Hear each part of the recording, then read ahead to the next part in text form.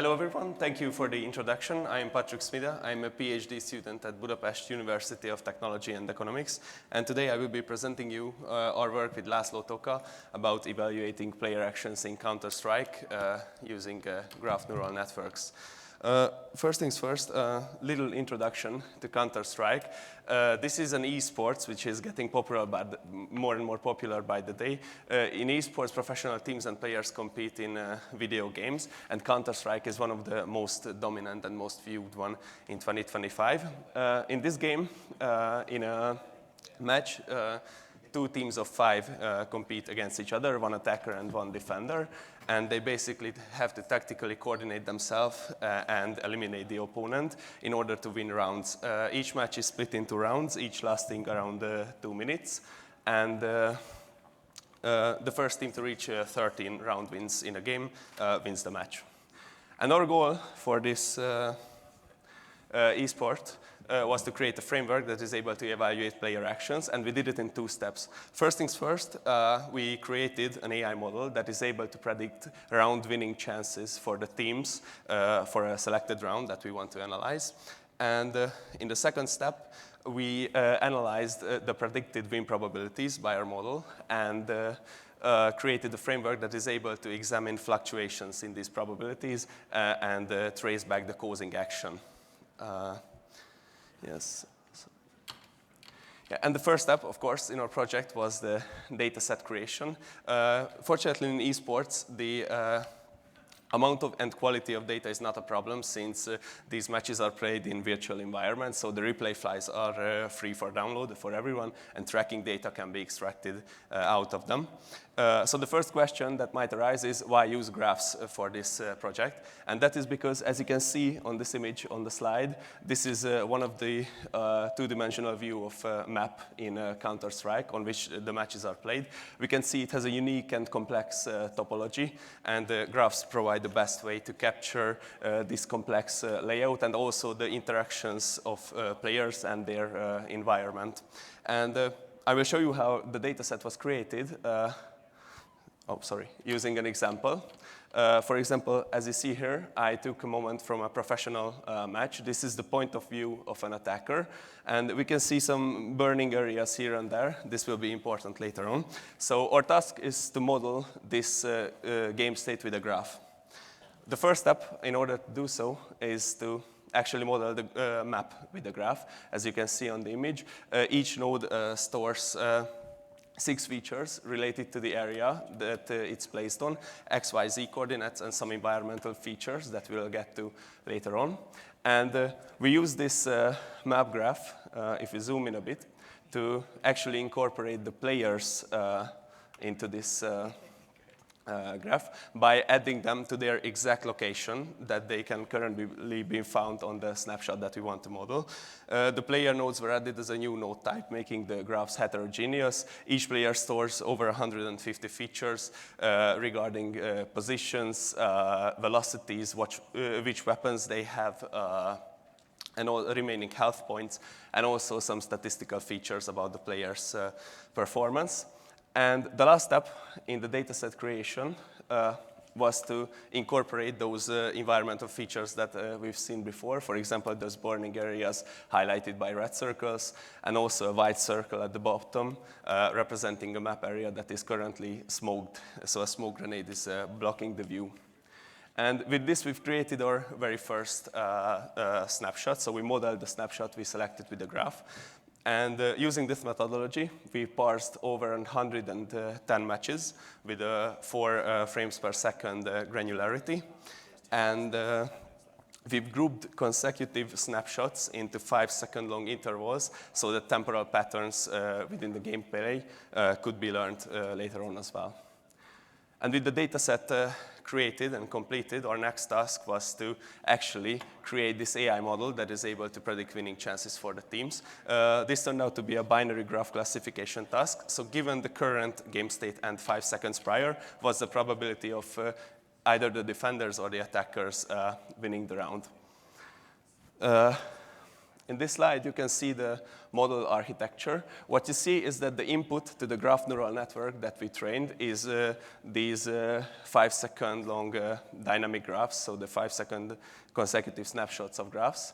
And in the first step, spatial convolutions happen in the network, which basically means that the player nodes act as like a source of information and spread their information to first the nearest map node, and then the map nodes spread it further across themselves to learn spatial patterns. This is done in each snapshot of these 5-second intervals independently.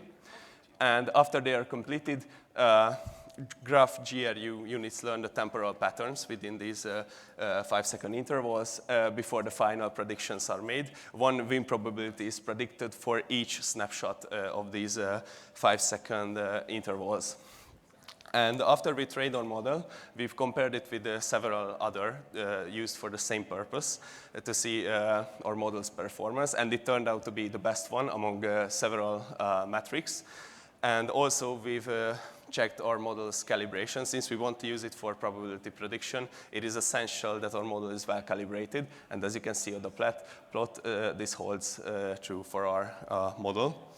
And at this point, the first goal that we set to ourselves is actually completed. We now have a model that is able to predict win probabilities for the teams for a selected round. This image that you can see on the slide right now shows exactly that. On the x-axis, you can see the remaining time. You can see it starts from roughly 2 minutes and decreases there. And on the y-axis, you can see the win probability of the attacker team plotted by red, and the blue line shows the win probability of the defenders. So now the second part and step of this project was to create a framework that is able to trace back the event that causes the probability fluctuations in the team winning chances. And we did that by, for example, if we select this round, that we want to analyze this round and see the events that cause probability fluctuations. First, we took all graph snapshots from the round and converted them into tabular format, mainly focusing on storing the state-describing features of both players and also some features related to the map. For example, how many burning areas are there in a certain part of a map. And also in the last column, you can see we stored the predicted win probability for the defenders by our model. And we use this data set to create what we called an events data set, which basically measures how each state-describing feature changed between consecutive snapshots. As you can see, for example, on the right, the player 1's health has decreased by 0.22. It's a normalized value. And in the last column, you see that the delta win probability is also calculated, so how the win probability has changed compared to the previous snapshot. And we use this events data set to train a local regression model on it with the purpose of learning how each state-describing features change contributes to the change that happened in the win probability. And we use Shapley values to measure the contribution of how each feature is responsible for the change that occurred. And since we've also introduced temporal learning in our graph neural network model, we not only created this one events data set where we calculated differences between consecutive snapshots, but also with 1, 2, 3, 4, and 5-second differences, and trained a local regression model on each, and aggregated the results in order to get the best explanation possible. And with this, our second goal was also completed. So now I brought you an example of our framework in action. We're going to see a video clip from a professional match, and we will see the point of view of an attacker. He is currently alone. All of his teammates were eliminated from this round, and there's 3 defenders that he has to go up against. So it's a 1v3 situation. He's very low on health points, so it's really unlikely that he will win this round. The only hope that he has is that there is an explosive initiated near him on the map, which the defenders have 10 seconds to disarm. If they can't do that, then this attacker will win the round. Let's see what happens. First, the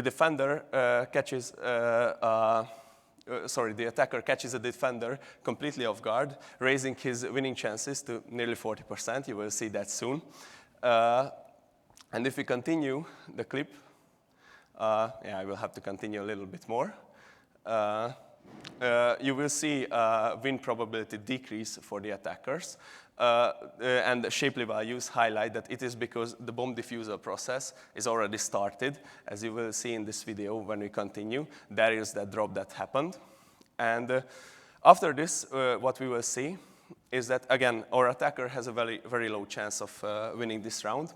But what will happen is that he is going to catch another defender, making this now 1 versus 1 situation. And again, our model, you will see it on the predicted probability and also the Shapley values highlighting that this elimination event was the one that caused the win probability shift. If we continue the clip, yeah, you can see that increase.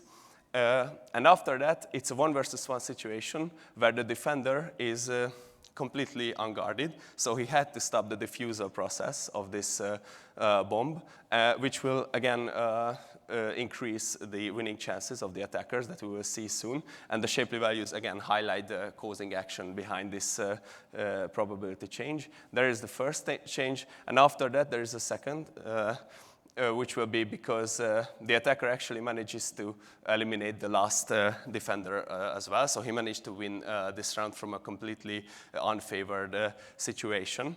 And as we've seen, our framework can be really strong in highlighting important events in a round. That's one of the key use cases of our framework, that it can highlight the events that have the most effect regarding the round outcome.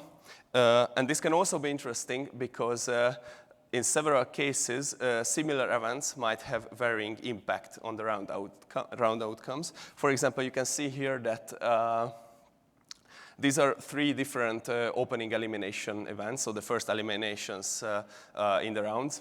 And we can see that they have different win probability increases connected to them. This is because the model evaluates everything based on the context of the game, so the whole state of the game.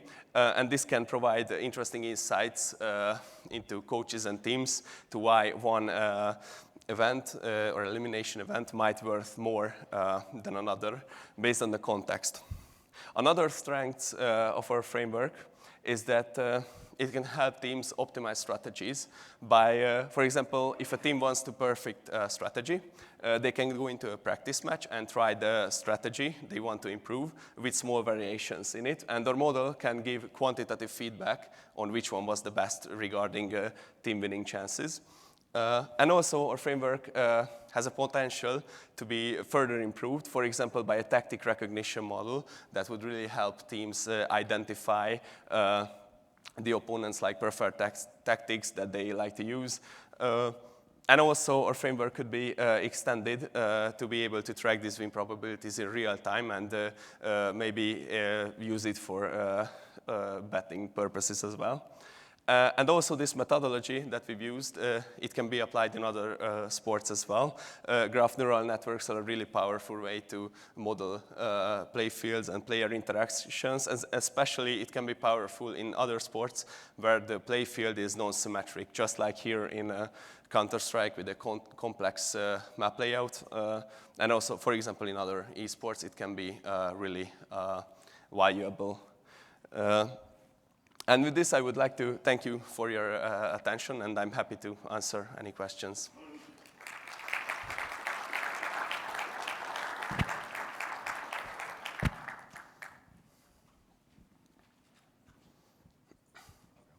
Do you need such a sophisticated model? I mean, it seems like a lot of the events seem sort of on the face, good or bad, you know, kill the bad guy, stay alive. Is there something specific that you did find? I saw your last slide. It's like, here's what we could do with this model, like grade out individual actions that could, you know, lead to winning. But was there anything specific you did find that was like, hey, throw a smoke grenade here, always use incendiaries here, or anything like that? Something actionable, like an actionable insight you can provide a player or team. Yeah, I actually have one more slide after this one, which precisely showcases such an event that shows that our framework is really capable of understanding not only like this really important events, for example, eliminations, but also tactical insights. In this video, we will see a defender who is currently watching an entrance. We can see this blue area is called its middle of the map, and there is 2 entrances for the attackers from those 2 red squares. And we can see that the defender is constantly watching this area if an attacker is coming. And what happens is that he gets smoked off. So he cannot cannot spot anyone after this because the visibility is blocked. But what he does is that he immediately throws a smoke grenade as well back to the middle area. And our model actually identified this as an important model. As we can see on the shapely values, those basically mean that the fact that the attackers threw a smoke that blocked his vision was had a pretty negative effect on the win probabilities.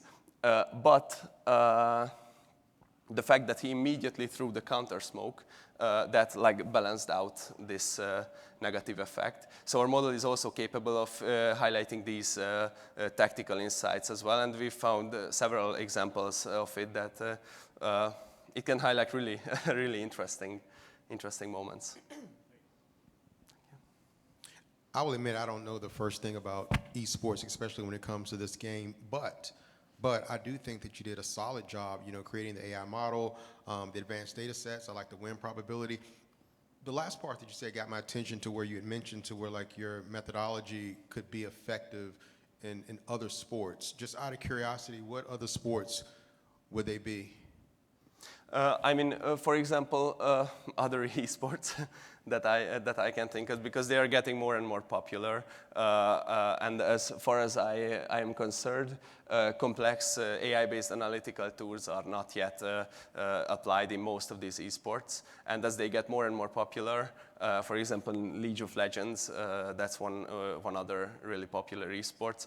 It can be really powerful as well. But also in football, basketball, graph neural network-based approaches, they provide a really good way to analyze the game. Great, yeah, super interesting. And I love the example of esports where you actually, this is one of the rare cases where you have perfect data. So you're not fighting with the data, you can actually focus on the analysis, which is great. One of the things that always surprises me, both in this kind of analysis and in times when you have noisy data, is how good logistic regression is. And logistic regression, can you pull up that slide again where you compared your method? So logistic regression is close and has the advantage of being super simple. Yeah. That was also an interesting insight that we showed.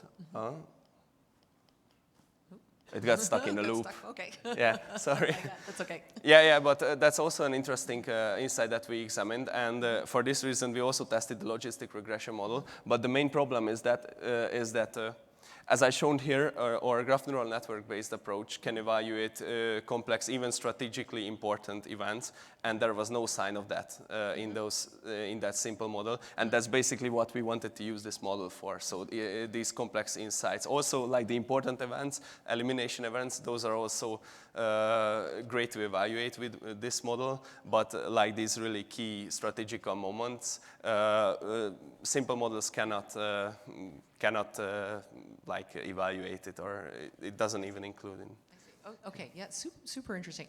And one more question. So I'm thinking about, to John's point about porting over to other sports, one of the things that I think was really creative in your application was your representation at the very beginning, about thinking about how do I represent this complex space of both the map and the players.